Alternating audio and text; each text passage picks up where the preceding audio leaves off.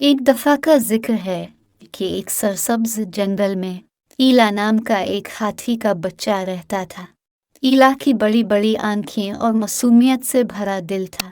इसे अपने खानदान के साथ जंगल में घूमना और चमकती हुई नदी में खेलना पसंद था। एक सुबह ईला और उसका खानदान जंगल में घूम रहा था।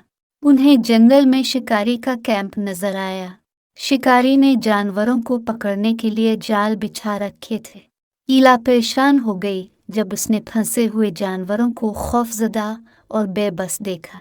इसे मालूम था कि वो अभी छोटी है, लेकिन वो इन जानवरों के लिए कुछ करना चाहती थी। उसने खामोशी से जानवरों को एक एक करके शिकारी के जाल से छुड़ाया और उन्हें हिफाजत के साथ जंगल की तरफ ले गए।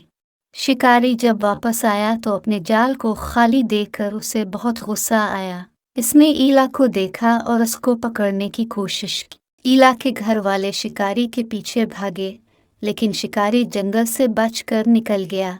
अपने खानदान की हिफाजत में ईला ने सीखा कि हम में से सबसे छोटा भी बड़ा फर्क पैदा कर सकता है और मेहरबानी से जुल्म को हराया जा सकता है।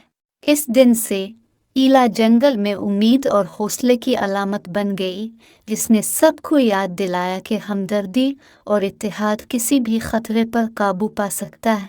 देखने के लिए शुक्रिया।